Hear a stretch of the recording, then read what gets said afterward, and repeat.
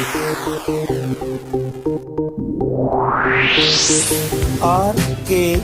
स्वागत है दोस्तों आपका एक बार फिर से हमारे YouTube चैनल RKB कैंफी वीडियोस में।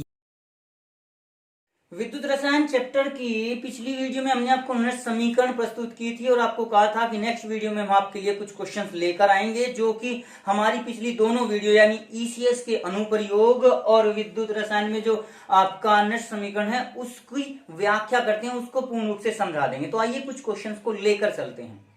एक सेल 1 मोलर कॉपर सल्फेट विलयन में कॉपर छड़ तथा निकिल सल्फेट विलयन में निकिल की छड़ डुबोकर तैयार किया गया है।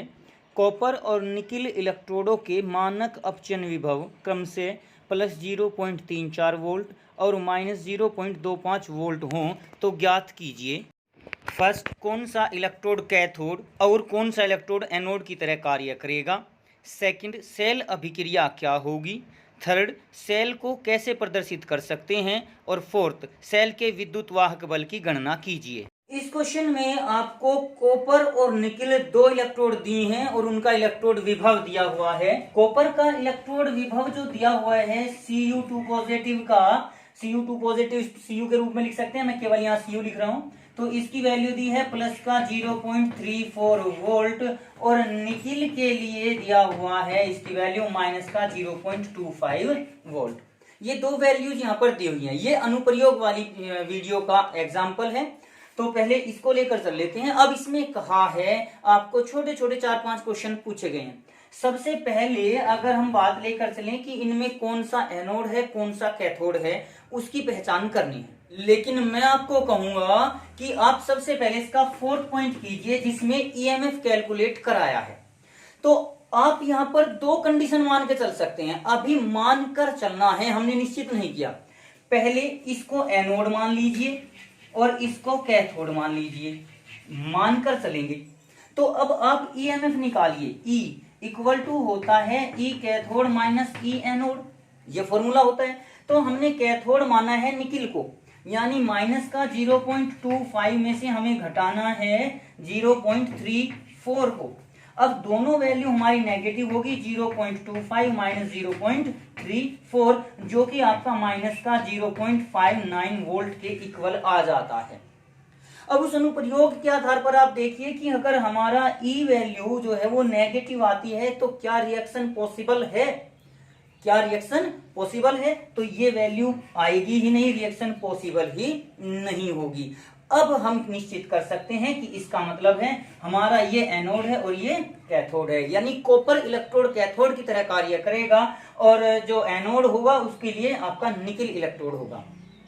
इसमें हम सामान्यतः एक तरीका और देख सकते हैं, ये तो हमने आपको करके दिखाया है। इसमें यह भी लिया जा सकता है कि जिसकी वैल्यू कम होती है, नेगेटिव होती है, ज्यादा रूप में नेगेटिव होगी, वो आपका ऑलवेज एनोड की तरह कार्य करेगा। आप डायरेक्ट भी इसको ऐसे तैयार कर सकते हैं। अब यहां हमें ईएमएफ निकालना है, एनोड कैथोड का हमें पता चल गया। तो हमारा एनोड कौन होगा, एनोड होगा हमारा निकिल इलेक्ट्रोड और कैथोड हो जाएगा हमारा कॉपर इलेक्ट्रोड। तो एक पहले का तो आंसर ही हो गया। अब चौथे का भी आंसर कर लीजिए, फोर्थ का equal to E cathode minus E anode, यानी अब की बार ये वैल्यू आ जाएगी 0.34 और माइनस का 0.25 जो कि प्लस का हो जाएगा 0.59 वोल्ट के इक्वल।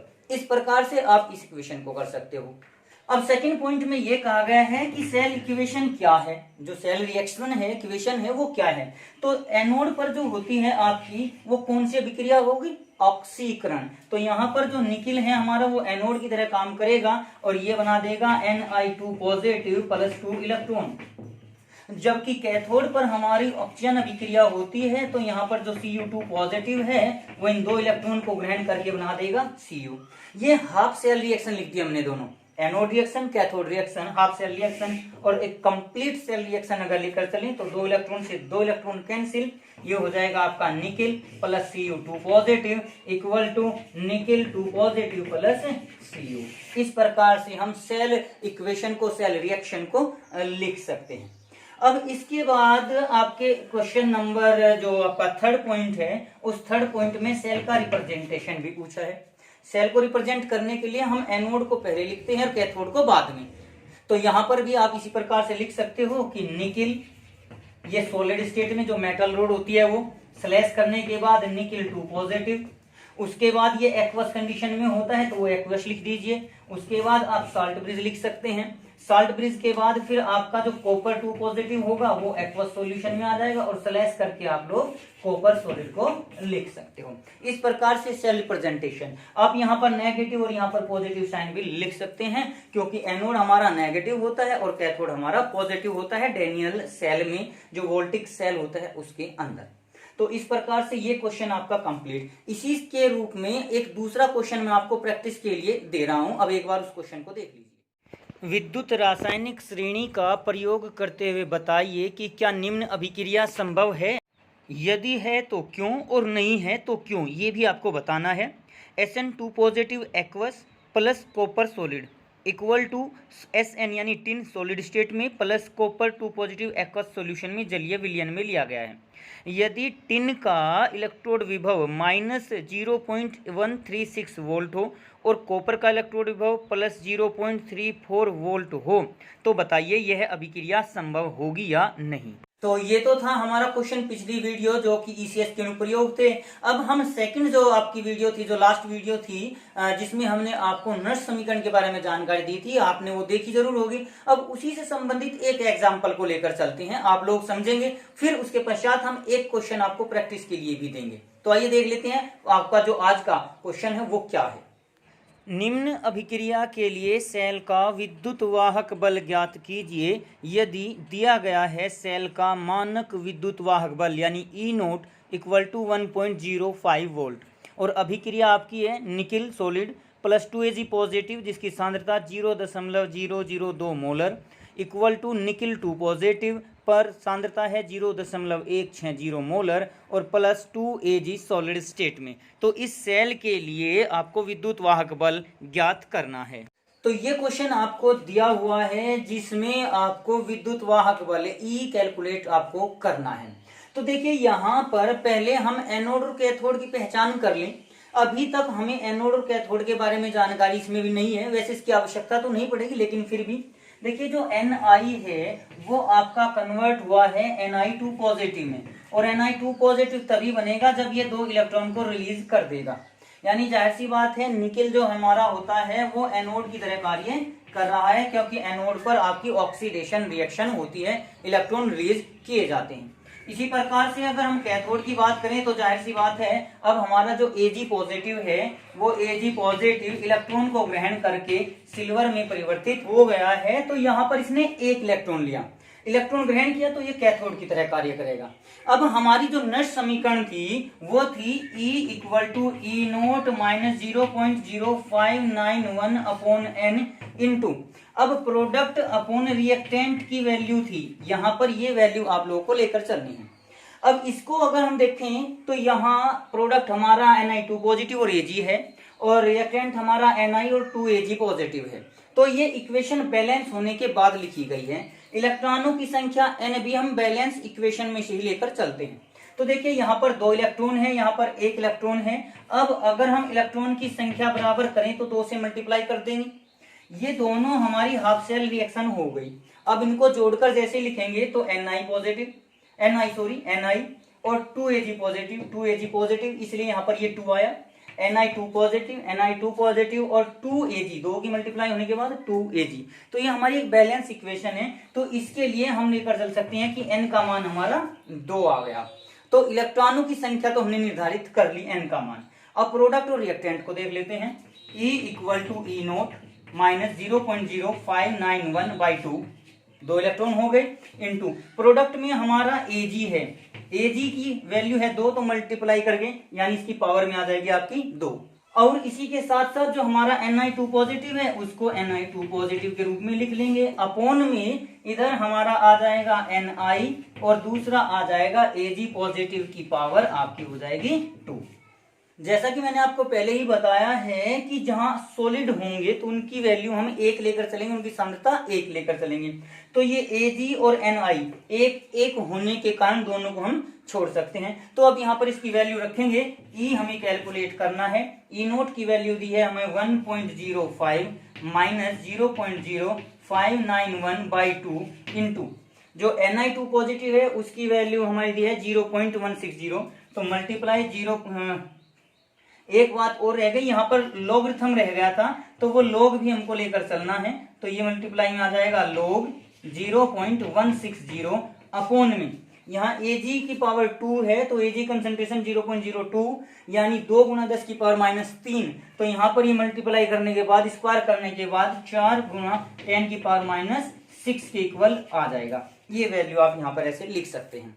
ये लॉगरिथम जो लॉगरिथम लेकर चलना था वो रह गया था, तो अब यहाँ पर उसको लिख दिया, तो इक्वल टू हो जाएगा आपका 1.05 माइनस 0.0591/2 सेम टू सेम रख दें 0.0591/2।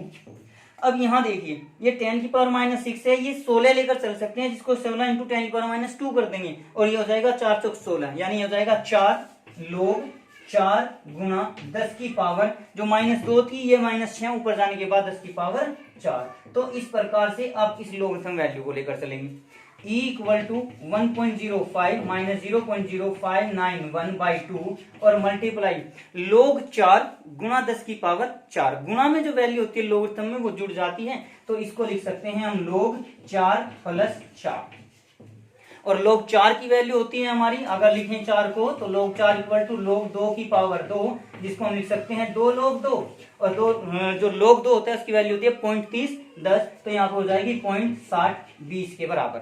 ये हमारी log 4 की वैल्यू होगी 0.6020 और उसके साथ 4 जुड़ा हुआ है, तो यहाँ पर इक्वल टू हो जाएगा 1.05 माइनस 0.0591/2 और मल्टीप्लाई ये हो जाएगा 4.602।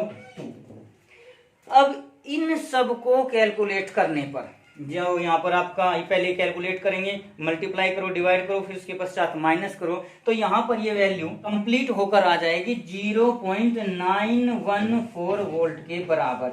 ये हमारा इस सेल का इलेक्ट्रोड आ जाएगा, सेल का विद्युत वाहक बल आ जाएगा, जिसको हम इस प्रकार से कैलकुलेट कर सकते हैं। अब यहाँ पर ये E की वैल्यू है, हमें E0 दिया हुआ था। अब अभी मैं आपको प्रैक्टिस के लिए जो क्वेश्चन दे रहा हूं उनमें हमने जो समीकरण वाली वीडियो इससे पहली वीडियो थी उसमें हमने अनेकों इक्वेशन देखी हैं, उन सभी इक्वेशन से संबंधित मैं आपको क्वेश्चन दे रहा हूं। आप उन क्वेश्चन के आंसर अपने कमेंट बॉक्स में जरूर लिखेंगे और अगर आपसे उनमें से कोई क्वेश्चन नहीं होता तो आप हमसे फिर पूछ सकते हैं 1766888988 पर व्हाट्सएप करके भी आप अपने क्वेश्चन को पूछ सकते हैं या अपने क्वेश्चन को सोल्व करके आप हमें व्हाट्सएप कर सकते हैं। हम वहां पे आपके क्वेश्चन का जवाब देख लेंगे कि वो किस प्रकार से आपने सही किया है, अगर गलत किया है तो कहां पर आपने गलती की है। तो चलिए अब प्रैक्टिस के लिए हम देखते हैं अगला क्वेश्चन जो आपको करना है। निम्न सेल अभिक्रिया को देखिए 2Ag positive plus Cd equal to 2Ag plus cadmium 2 positive. यहाँ पर समीकरण में जो पॉजिटिव बोले गए हैं वे इन धातु आयनों की संयोजकताएं हैं, जैसे Ag के ऊपर +1 और कैडमियम के ऊपर +2 है। इनमें सिल्वर और कैडमियम का इलेक्ट्रोड विभव क्रम से 0.80 वोल्ट और -0.40 वोल्ट है। तो ज्ञात कीजिए। सबसे पहला है सेल प्रदर्शन, यानी सेल को किस प्रकार से प्रदर्शित किया जा सकता है। सेकंड में फिर कहा है कि यदि सेल की सांद्रता 0.1 मोलर हो तो विद्युत वाहक बल क्या होगा। और थर्ड में दिया है क्या 298 केल्विन पर सेल स्वतः परिवर्तित कार्य करेगा, यानी सेल अपने आप ही ऊर्जा उत्पन्न करेगा या नहीं। इसका अर्थ ये भी हो सकता है क्या सेल अभिक्रिया संभव होगी या नहीं। तो इन सब के बारे में आपको आंसर देना है। तो इन क्वेश्चन को सोल्व कीजिए और इनके आंसर आप कमेंट बॉक्स में लिख दीजिए और यदि ये क्वेश्चन आपसे नहीं होते तो भी आप कमेंट कीजिए कि ये क्वेश्चन नहीं हुए, हम आपको इनका सॉल्यूशन जरूर बताएंगे। आज की वीडियो में बस इतना ही। अगली वीडियो प्राप्त करने के लिए हमारे चैनल को सब्सक्राइब करें, वीडियो को लाइक करें और अगर वीडियो अच्छी लगे तो कमेंट्स करें और दोस्तों को भी शेयर करें।